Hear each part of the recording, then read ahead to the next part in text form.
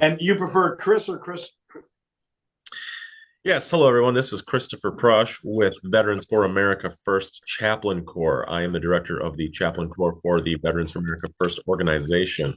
We are completely dedicated to assisting and helping first responders. That includes firefighters, police officers, veterans, obviously, and then pastors.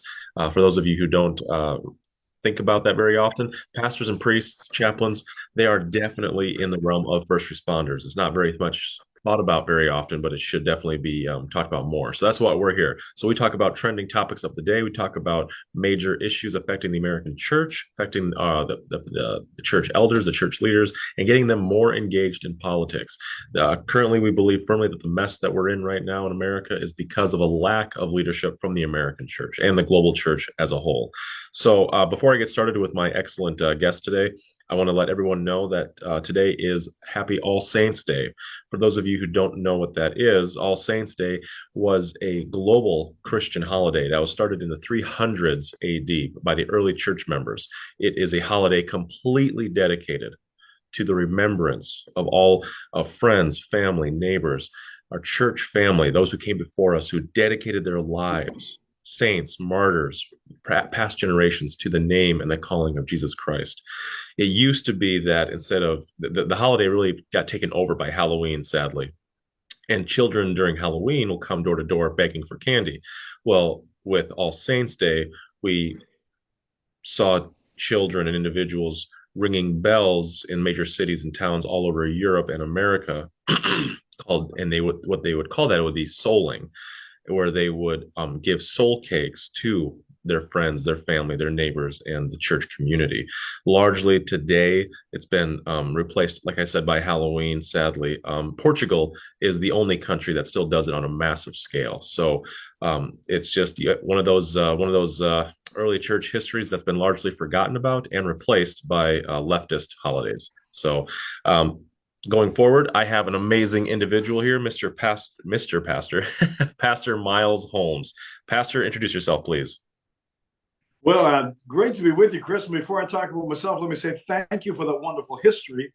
And thank you for the unusual but welcome recognition of pastors as first responders. I'm not sure I've heard other folks talk about that. And that means I need to be paying more attention to you and what you're doing. So thank you for that. I mean, it is true. Pastors are, we don't talk about this. We don't, share it on Sunday morning, but we're up at 3 a.m. in the morning, rushing to the hospital. Somebody's had an overdose or an accident. So thank you for that. And we appreciate it so much. Also want to recognize my son as a first responder. He fought in Afghanistan with the Royal Canadian Army. And now he's in the Air Force as a search and rescue technician, kind of like the U.S. Air Force pararescue, but he's in the military, but he serves out of a helicopter to rescue people. In fact, a funny little story that we got, he's so heroic, he doesn't talk about the stuff he does. But he did tell us this story. He rescued somebody just a couple of months ago in the northern bush in Canada. And of course, he jumps out of his helicopter, rappels down in his orange jumpsuit, runs over to the man with some water and some energy bars. And the man hugged my son, Zach, and said, "You're my Ashton Kutcher. Thank you." Referencing that Coast Guard movie, of course. Yeah. But thank God for our first responders, our paramedics, our EMTs, our police officers, firemen. You don't want to meet them, but if you need them, you're so glad they're there. And we appreciate them so much. I mean, you don't want to meet them in trouble. That's what I'm trying to say, but we appreciate them. And so thanks for what you're doing to encourage them. I'm Myles Holmes. I'm a pastor of Revive in Collinsville, Illinois. We're just 13 miles east of St. Louis, Missouri. And I also am very culturally, politically engaged. I have a couple of Facebook pages. One is 140,000 followers, called Battle of the Republic. Another is called Trump and the Great America, with more than 2 million followers, Facebook pages. And we tell the truth when we disagree with Trump, and we often do. We talk about that, but we do believe that Donald Trump was a gift from God to America, for Israel, for the pro-life movement, for the Constitution, for the Supreme Court of the USA, for religious freedom and liberty. And we appreciate what he did. Whether or not he will come back, I don't know. We do love Ron DeSantis as well. Believe that he would be a great, great choice in the White House. But we still continue to stand for America. And I'm one of those black world preachers. I never agreed with the Johnson Amendment or any restriction on the church and what we should say. In fact, I say this, Christopher, when the world is screaming about issues, they're also telling the church we're supposed to be silent about it, because now they're saying all of our issues that were always biblical issues, life, marriage, gender, God made male and female. We get our ideas straight from the pages of the Bible. Now they're saying these are political issues, so we can't talk about them anymore. We say, no, we're not playing your game. You know, these are our issues first. You can call me political if you want. I just call it biblical. And we're going to keep standing for truth and for freedom and for godliness and for righteousness and for what has made America great. I'm the first guy that will say I support the MAGA movement, Make America Great Again movement, but I also add in there that must be qualified by Make America Godly Again. Yes. That's the hope, and that's the dream, and that's what we're fighting and praying for. And I am very excited about these November 8th elections. I believe something stirring in America when you get enough parents and grandparents concerned about issues like, hey, whose kids are they? You're literally going to tell my child he's not a boy anymore, but he's not supposed to tell me that. And you're going to keep that quiet from me. We've got to turn this around. We've got to stop this. I call it the Biden Antichrist agenda. He is not the Antichrist. He's not smart or smooth enough, but everything he's standing for is the Antichrist agenda.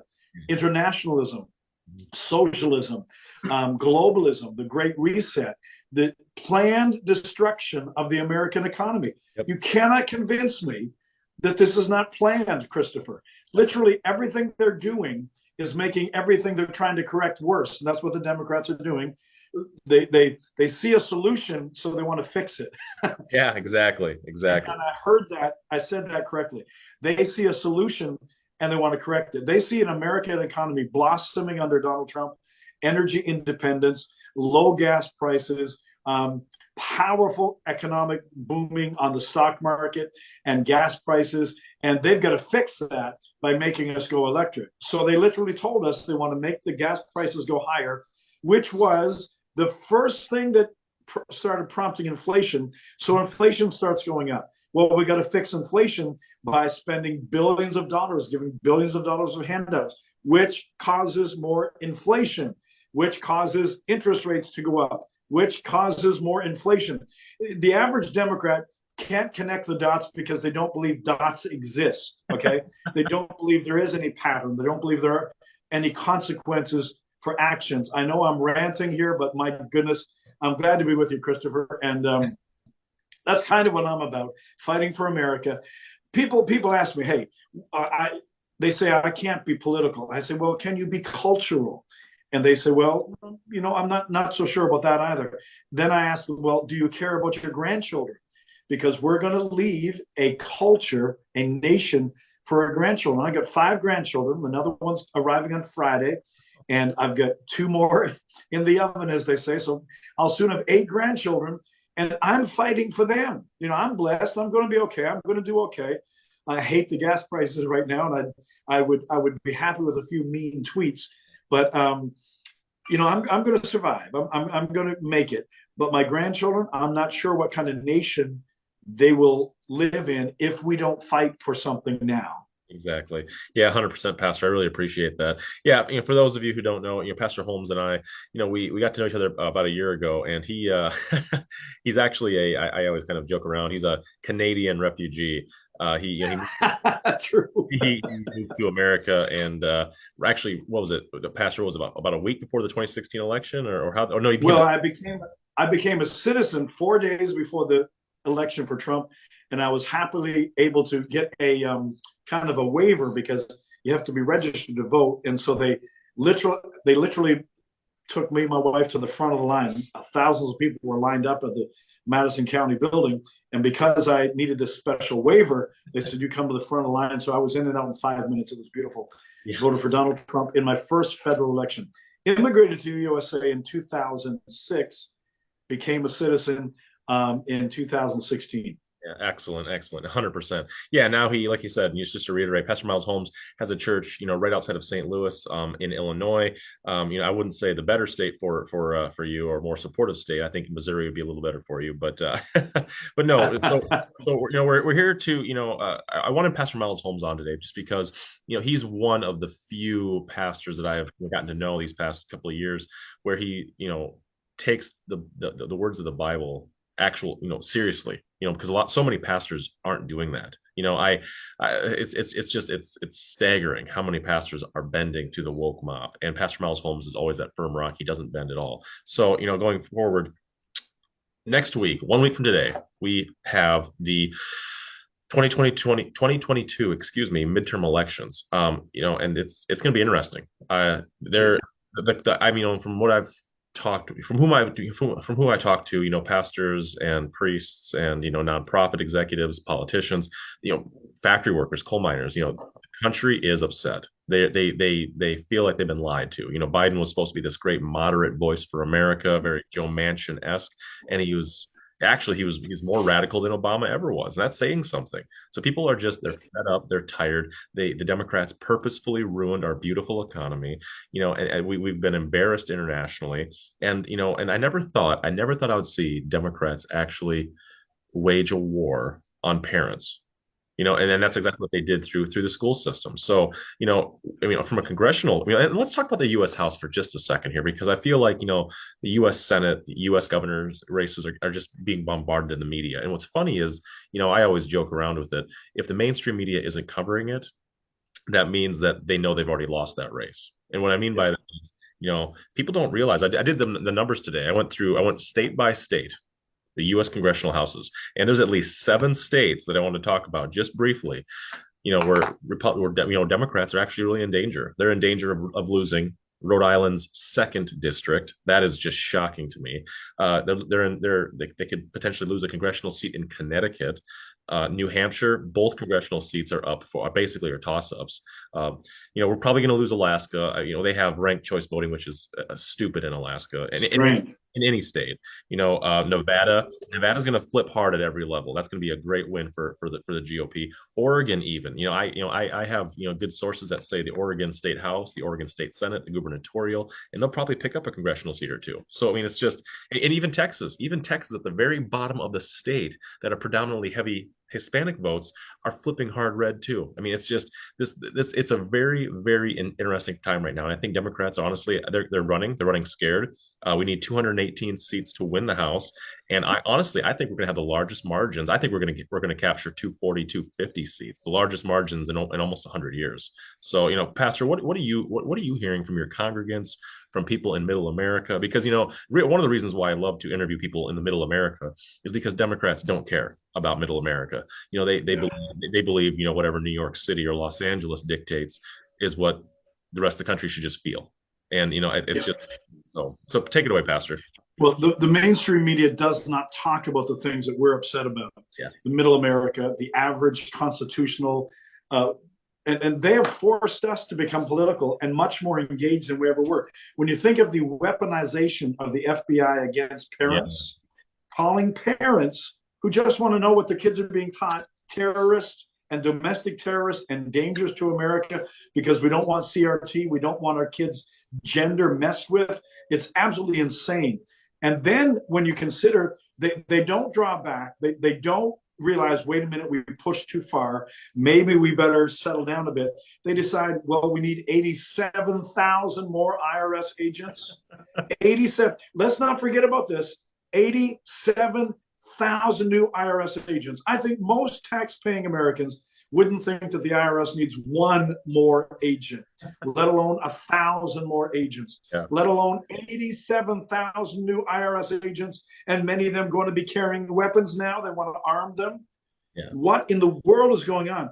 It's a socialist takeover of the very foundations of America. And listen, they hate God. They hate the idea of God. Let's go back to the COVID shutdowns when they kept abortion centers open, they kept liquor stores open, they kept pot stores open, but churches you must shut down. I was with Kevin Sorbo on Friday night, and he said government hates God. Government hates God. And the reason they hate God is they want to be God. Yep. So they have no room for Almighty God. Yep. So we've got to fight against it. We've got to vote against it. We've got to, don't take this for granted. I'm encouraged. I'm excited. I believe with you that parents and grandparents had enough. Even Democrats like Tulsi Gabbard, for crying out loud, leaving the Democrat Party because they've gone so woke and so progressive and so against freedoms. That's what she said, a Democrat. So I'm excited, but I'm also concerned that we don't take this for granted. I saw it in 2020. I literally had people tell me, well, I'm not voting for Republican. I'm not voting at all because we've got this. It's in the bag. And listen, if you have that attitude, I pray that I don't get a hold of you and that God deals with you. Because I just have no stomach for that. I have no patience with people who take things for granted. Every one of us must vote. We must be concerned. We must be engaged. And if it's not too late in your area, become a poll watcher. Become somebody who's engaged in watch those drop boxes. We've got to be involved. Because I don't know about your grandkids, but my grandkids are worth it. I'm going to fight for them. No, my grandchildren aren't going to look at me 30 years from now and wonder what side I was on, which side I fought for. They're going to know it. 100%, and I, just to kind of round this out, my pastor, gave me a phenomenal book to read by a 1950s Democrat, no less. His name's Clarence Mannion. He wrote this phenomenal book called The Key to Peace. And it's, and I'm reading this book, this is, took place in the 50s, and everything he talks about is still pertinent today, and I have to, bring this up, just because Democrats are socialists. They're globalists. And I wouldn't even go as far as to call them globalists. They're Europeanists. They want us to be Europeans. And there's a quote that's so articulate and so true. It says, with one or two highly debatable exceptions, ours, America, is the only country in the whole world in which the individual man holds substantial natural personal rights he can require everybody, including his government, to respect and observe. And that's not happening right now. The Democrats want the government to be God. And in that second chapter of this book, Clarence Mannion does a phenomenal job of comparing the French Revolution to the American Revolution and what the difference was. Interesting. What the difference was. And this is so pertinent to today, because what happened was when the French Revolution happened in the late 1700s, they got rid of their monarchy and they replaced it with statism. They replaced it with and there was no God in their revolution. Right. There was in ours, but there wasn't in the French Revolution. And this disease crept all over Europe to basically create this classist structure where they wanted to, largely under Napoleon, really, really exacerbated this. But they basically replaced the monarchy, the elites, with the statist belief. And they basically replaced king and queen as their rulers with the state as God. But in the Revolutionary War, we replaced our king with a godly constitution. And 90% of the founding fathers were strong Christians. They saw the need to protect personal individual property rights and personal and individual liberty rights. And the Democrats are not respecting that anymore. People need to wake up and understand this mindset. Democrats are socialists. They believe the state is God. And you're 100% right, Pastor. I don't want to tell my newborn son and your grandchildren, I'm sorry, I was on the wrong side of history. And that's exactly what's happening right now. And people need to wake up, because 2022 it's going to be a tough time. Will we get the House? Yeah. But do I trust really the government structures of Pennsylvania and Georgia for the U.S. Senate? I mean, we should carry, Nevada, I believe we'll get, Pennsylvania, we should get, Georgia, we should get. But again, Pennsylvania Secretary of State just came out saying that she sent out 200,000 ballots to people that aren't verified for voting. It's just there's so much going on right now. It's godless heathen Democrats who just want to completely eviscerate the American church and replace it with the state. Ronald Reagan was 100% right. You cannot be for bigger government and for the little guy. Exactly right. Since we're promoting books and neither of us are making anything on this, we're just telling you this is great information. Eric Metaxas just released his latest book, Letter to the American Church. I read it. So powerful. I got one copy for all of my staff and all of my board of directors, and said, we've got to be on the same page. You've got to understand the same things happen in Germany are Yes. happening in America. Another great book by Erwin Lutzer, When a Nation Forgets God. Yep. When a Nation Forgets God. Both those books correlate what happened in Germany in the church and their silence and their acquiescence and what happened. You know, the very first religious decree that Hitler instituted was no more mention of Christmas in school. That's the very first thing he said. And now we say, well, that's just a little issue, right? Well, that was the first issue. That was the first thing. Eventually, he, of course, shut down the church, and there was no more freedom to preach the gospel, to preach about sin or gospel or hell, or to preach from the Old Testament, because that might be a little bit too encouraging to Jewish people, right? But yeah, Letter to the American Church by Eric Metaxas. And When a Nation Forgets God, the book was written like 20 years ago. It's even more pertinent today, by Erwin Lutzer. We've got to be involved. We've got to be informed. We've got to be able to answer the critics. Well, why are we so upset? Because we believe in truth. Yeah. The left literally does not believe there's a definition of truth anymore. Exactly. We've got a Supreme Court judge. Oh, my word, I want to stand up and shout. A Supreme Court justice right now who couldn't even identify what a biological woman is. And we're in trouble, America. We've got to fight back. We've got to stand up. We've got to say, wait a minute. You can cancel me. You can hate me. You can call me names. But I'm just going to speak the truth in love. Now, we're not raging. We miss Rush Limbaugh. Yeah. He always said, hey, we're the happy warriors. Yep. The left is angry and violent. We're the happy warriors because we've got truth on our side. And eventually, truth will win. Yep, 100%. And like I said, the midterms are 1 week away. Again, I think it'll go well for us. But I will predict, I think it'll be election delays in Arizona and Pennsylvania and Georgia, and that makes me very, very frustrated. But anyway, post midterms, here's a question that has come up a lot with a lot of pastors that I've spoken with, in the church community and church elders. President Trump, Governor DeSantis, what path would that look like going forward? And I've spoken to a lot of pastors all over the country, and it's always the same. It's always the same. They say, we loved his policies.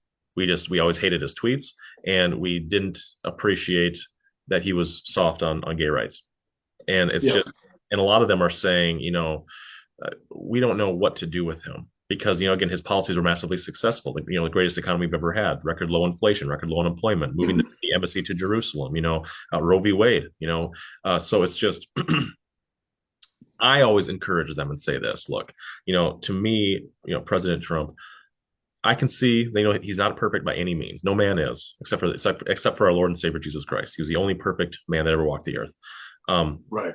But I would encourage pastors and priests and reverends, I would say, rally around President Trump if he decides to run again, and hold him accountable to the only truth that matters, which is the biblical truth, and say, we are here to support you, but we're gonna hold you accountable as well. And I think that's probably the best example of what he should be doing, and what the church, absolutely, and going beyond that real quick, it's just, I believe wholeheartedly that's like I said, that's our only solution. But go ahead, Pastor. Absolutely. Well, I love what Mike Huckabee said. Donald Trump was no Sunday school teacher. We know that, right? But he actually knew how to hire them, very literally and very, very factually. Around the cabinet table were Sunday school teachers who every Sunday morning were literally going to a church and teaching the Bible in his cabinet. So we appreciate that. We thank God for that. Now, if my dream, and I say this publicly, and I'll probably post this on the page called Trump and the Great America, I think the best thing for the nation would be for Donald Trump to say, hey, I'm going to get behind Ron DeSantis, put 100% of my support behind him. He's the next president of the USA. Wouldn't that be amazing for Donald Trump then to have the freedom, if when Ron DeSantis is elected, Donald Trump to have the freedom to get on Trump 1 and fly around the world representing America, representing the MAGA movement, continuing to do that. I don't know if Trump will do that. I think probably Trump has enough support, and he knows he has enough support to run for the Republican. Again, I think he will get the Republican nomination, and it'll be a royal battle in America. He won't be against Biden, Newsom, whoever he will be against. Exactly, yeah. It will be a royal battle. Yeah, yeah, And that will give DeSantis in 4 years another chance exactly. to run. Exactly. Um, And Pastor, I, I appreciate. I'm sorry to interrupt, but I appreciate you saying that. It's so accurate. And this is what I wanted to say earlier. When it comes to pastors and priests, I consider Trump to be similar to the time of judges. I consider Trump to be very Samson-like. A highly fickle individual that did amazing things for the betterment of God's name. That's just that's just how I see it. But you're 100% right. I mean, people need to understand. Let's just pump the brakes. Will Trump announce soon? Probably, yeah. He's a lot of unfinished business, and honestly, because I like Ron DeSantis a lot. I like Ted Cruz a lot. Marco Rubio had his time briefly, but I don't think there's anybody else besides him that has the gumption and the attitude to fully, truly take on the DC swamp. I think Ron DeSantis would try his best and do a good job, but it wouldn't be the same. I mean, Trump getting back in the office, back in the White House where he belongs. He'd take a hard look at the Department of Education, the FBI, and really address these evil organizations that have really gone well beyond the Constitution. So, and again, let's back it up. Ron DeSantis is fantastic. He's America's governor, but again, he can't fundraise $1 billion in 3 months like Trump can. And people are not going to line up by the thousands, tens of thousands for a DeSantis rally. That's just fact. So DeSantis, you cannot negate the fact that Trump has star power, celebrity power, and when we got that on our side, it's not a bad thing to have. Yeah, exactly. So I mean, DeSantis should just bide his time, be his VP. I think that's the best thing for the whole country. So I mean, those two would be a dynamo together. But absolutely. Well, I've been posting that hashtag for a while. Yeah. Don Ron. Yeah, no, yeah, you're good. Don Ron. Don Ron. That's fantastic. I don't know if the Republican establishment would like or support that. I think the Republican establishment, the Mitch McConnells, would love DeSantis to run for president. I don't think President Trump will get the support from the interesting thing about Donald Trump is he's outside of the Washington establishment. He's outside of the Republican establishment. And remember, he brought in so many independents when he was voted on in 2016. He absolutely enlarged the Republican Party. And because the Democrats have been so left-wing, so out of touch with the common man, I believe he could bring in many more Democrats like Tulsi Gabbard and many more right-thinking Americans. I think it was William F. Buckley Jr. who said, I would rather be governed by the first 300 people out of any phone book in America than by all the leftists and all the elitists in Washington, D.C., because the common people have common sense, and here's why. Exactly. They pay bills, right? Yep. They put gas in their tank. They have to balance a budget. Can you imagine that? They have to find out what's coming in and what's going out. The common man, and that's what we're praying for, some common sense people to be in the House, the Senate, the Congress, to put the brakes on the Biden agenda.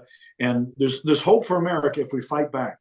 100%, absolutely. And we need a fighter at the helm. We need someone who can, and again, that's something that people don't really talk about with President Trump is, he did something that nobody else has ever done. He's kind of awakened us up a little bit from a media perspective. Now we're seeing conservatives actually catch up to Democrats from a media perspective, from social media perspective. We have social media apps, that replaces Twitter, that replaces Facebook.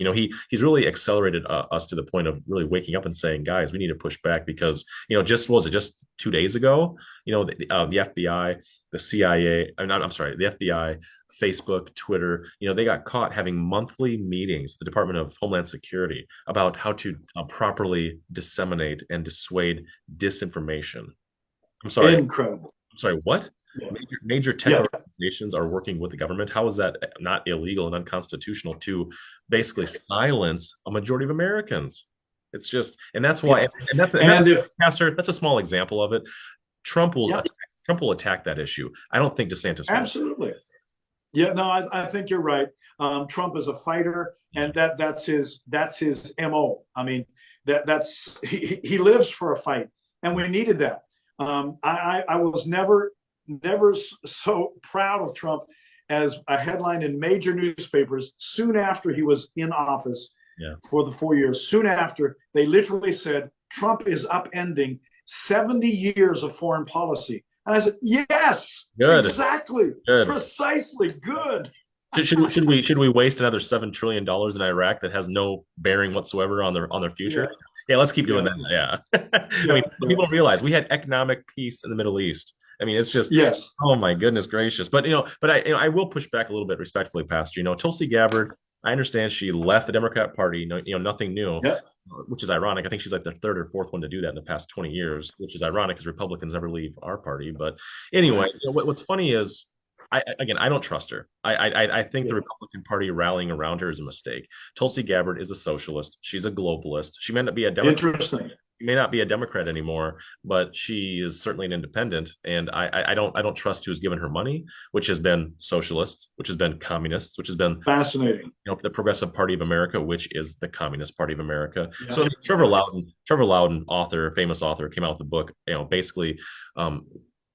He took a deep dive into U.S. senators and congressmen and women, and she was on that list. And I mean, I get it from a media perspective, but I don't trust her whatsoever. So interesting. Well, we've got to be careful, of course. Anybody who's been a Democrat for years, you've got to really dig deep and not just take it at face value, for sure. So I appreciate that. Absolutely. 100%. I mean, and that's why I have you on, because you understand that concept that the church has to defend itself. The church has to step up. I mean, the Black Robe Regiment that was created during the 1700s has to come back. There has to be a church militant that God calls us, that Jesus calls for us to be. And that doesn't mean aggressive. It doesn't mean aggressive. That means being alert and being awake. Absolutely. And being involved. I mean, I posted something a couple of years ago. When you really connect the dots between, was it 1954, the Johnson Amendment, and how the church was silenced illegally, unconstitutionally. I can prove that to you. We don't have time for it now, but unconstitutionally. But you saw the breakdown of morality, abortion, homosexuality, no more prayer in school, everything hinged on that powerful silencing of the church.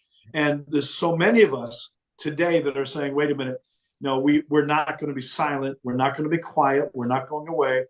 As I said to open this, the very issues that the world is screaming about are the issues that we're told we're supposed to be silent about. No, it's not going to happen. We're going to speak up, and you're going to hear us.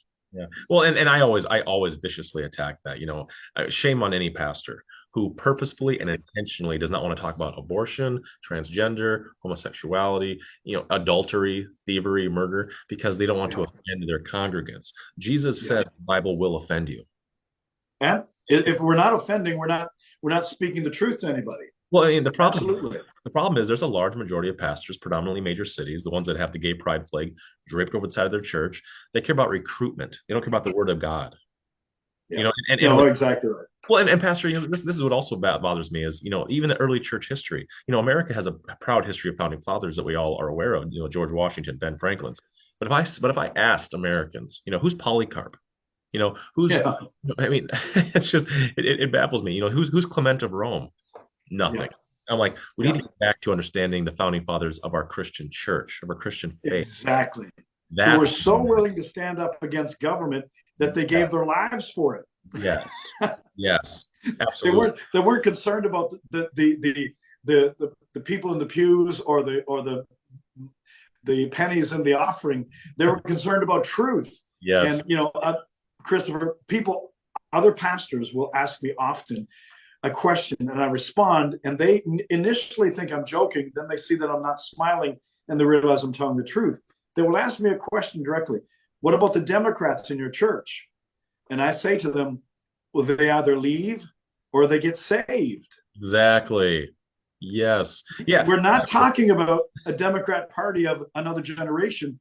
Yes. We're talking about a transgender, abortion, homosexual supporting, socialist, communist supporting party that a Christian cannot support. Exactly. So they either leave or they get saved. Absolutely. They get born again. They get in love with the truth. What did Jesus say? I mean, don't cast your pearls to swine. I mean, perfect example right there. And again, most people don't know what that even means. I mean, Clement of Rome, one of the founding fathers of our Christian church, He literally he was in Rome. He literally lectured the Roman Emperor Marcus Aurelius, one of the most famous Roman emperors of all time, a man who could have killed him with just a wink, who could have ordered his death in a second. And he had the audacity and the courage, Clement of Rome, to lecture Marcus Aurelius at length and say, stop persecuting Christians. What you're believing is wrong. Last time I checked, I haven't seen a pastor or a priest lecture Joe Biden or Nancy Pelosi. No, that's not true. I have seen some bishops who won't give them communion, which I applaud them for, because you cannot. I mean, and you know, Right. Charlie Kirk has made this abundantly clear, and this might be a little aggressive, but I agree with him. It's getting to the point where you can't be a Democrat and a Christian. You just Yeah. Absolutely. Well, I say this: you can't be a Democrat and be aware of what the Democrat Party stands for. Yeah. Now, if you're a 90-year-old man in a nursing home who's been semi-comatose for 40 years, maybe you could say you'll get to heaven. But I seriously doubt.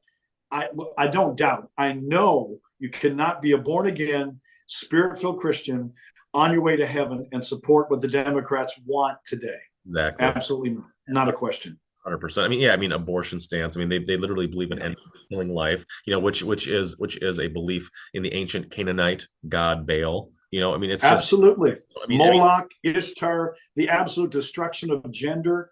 Yes. The Democrats want you to believe that there's no such thing as male and female anymore. Exactly. What is more basic in our understanding of anatomy and biology and human plumbing and sexuality than there's a man and a woman? Exactly. But they do not want any truth. They do not want any semblance of reality, anything that's concrete, anything that you can trust. Everything's got to be fluid and flexible, and keeping us off our guard. So what's true? Who am I offending today? Who's going to cancel me today? And you need to be absolutely under the thumb of the government, of the big government, and subservient to them and dependent upon them, so that they have more power. And that's communism, that's socialism, Marxism, and it's not what America is built for. Right. And as other people have said long before me, Christianity will survive without America, not a problem. But America will not survive without Christianity, because that's our foundation. 100%. You know, President Trump, you know, one of his famous speeches that I loved when he was at Liberty University, you know, he said, in America, we don't worship government, we worship God. And, you know, and again, I understand he has a tumultuous past, but he was, in my opinion, he was the most effective, best policy president we've ever had, largely since Calvin Coolidge, in my opinion, largely since Dwight D. Eisenhower, you know, and I would say absolutely he was more effective than Ronald Reagan was. But we could talk more about that, Pastor. But anyway, anything lastly that you want me to? I mean, where can people find you? Where's your website, Pastor? Well, milesholmes.com, Miles with a Y. That's a news website. I've got several team members that are always promoting conservative news and cultural news. milesholmes.com, Miles with a Y. If you're on Facebook, check out Trump and the Great America. I do a daily word show every morning at 9 a.m. I also do a show on Friday mornings called Manhood Matters that supports masculinity and femininity and the way God created male and female. Perfect. I do a prayer meeting on Saturday evening that is our most viewed broadcast, 8 p.m. Central Time every Saturday evening, a prayer meeting. We call it the National Prayer Meeting. It is the largest